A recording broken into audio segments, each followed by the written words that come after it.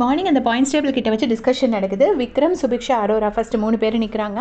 அப்போ அவங்க 3 பேரும் நின்றுட்டு என்ன சொல்கிறாங்க அப்படின்னா, இந்த மாதிரி விக்ரம் சொல்கிறாரு, நான் ஒரு டாஸ்கில் வந்து ஜெயித்தேன், மொதல் டாஸ்கில் 2ஆவதே போயிட்டேன். அதே மாதிரி சுபிக்ஷா ஒரு டாஸ்கில் ஜெயிச்சா, 2 டாஸ்கில் தோத்துட்டா அப்படிங்கிறது வந்து என்ன ஆனாலும் இந்த பிக் பாஸ் ஹிஸ்ட்ரி இருக்கிறது வரைக்கும் அது மறையாது, அதை மாற்றவே முடியாது அப்படிங்கிற மாதிரி பேசுகிறாரு. அப்போ வந்து சுபிக்ஷா ஃபீல் பண்ணிவிட்டு, ஐயோ எனக்கும் ஃபஸ்ட்டு ப்ளேஸ்க்கும் 8 மார்க்ஸ் வித்தியாசம் இருக்குது அப்படின்னு சொல்கிறாங்க. உடனே விக்ரம் சொல்கிறாரு, நீ என்னெல்லாம் பிளான் பண்ணுற, உனக்கும் ஃபஸ்ட் ப்ளேஸ்க்கும் 8 மார்க்ஸ் வித்தியாசம் இருக்குல்ல, என்னெல்லாம் சொல்கிற அப்படின்னு சொல்லிட்டு அதுக்கப்புறமா விக்ரம் என்ன சொல்கிறாருன்னா, எனக்கு என்னென்னா அரோரா வந்து எதுலேயுமே வின் பண்ணாமல் ஆனால் டாப்பில் இருக்கா பாரு, அதுதான் என் கண்ணை உறுத்துது. இன்றைக்கி மட்டும் ஏதாச்சும் ஒரு கூட்டு இது மாதிரி ஸ்ட்ராட்டஜி போட்டு பண்ணுற மாதிரி இருந்ததுன்னா ஃபஸ்ட்டு அரோராவை அடித்து தூக்கணும் அப்படின்னு சொல்லிட்டு சிரிக்கிறாரு. சிரிச்ச உடனே அரோரா சொல்கிறாங்க, ஐயோ எவ்வளோ வன்மம் நம்பர் 1 வந்து விக்ரம், வன்மம் நம்பர் 2 வந்து சுபிக்ஷா அப்படிங்கிறாங்க.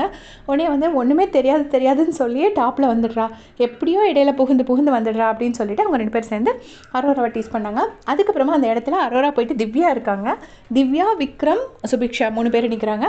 அப்போ திவ்யா வந்துட்டு சுபிக்ஷா கிட்டே சொல்லிட்டு இருக்காங்க, நானும் கிறுக்குன்னு சுற்றினேன் நேற்று, சுத்த எனக்கு வரவே இல்லை. ஃபஸ்ட்டு வந்து சுபிக்ஷா போயிட்டாங்க, ஃபஸ்ட்டு வந்து சபரி போயிட்டான், அப்புறம் அரோரா என்னோட ஸ்லோவாக தான் சுற்றினா, ஆனால் அவள் கூட கடத்திட்டு போயிட்டா.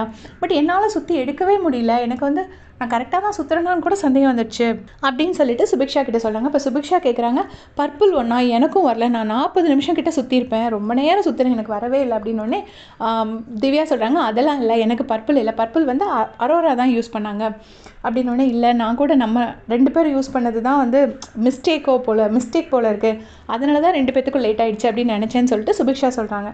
அதுக்கு உடனே திவ்யா சொல்கிறாங்க, சிரிச்சுட்டு அப்போல்லாம் இருக்காது, அவங்க நல்லா ஃபுல்லாக டெஸ்ட் பண்ணி தான் வைப்பாங்க, எந்த கண்டஸ்டண்ட்டுக்கும் அப்படி நெகட்டிவாக இருக்கிற மாதிரி பிபி டீம் வந்து செட் பண்ண மாட்டாங்க அப்படின்னு சொல்லிட்டு திவ்யா சொல்கிறாங்க.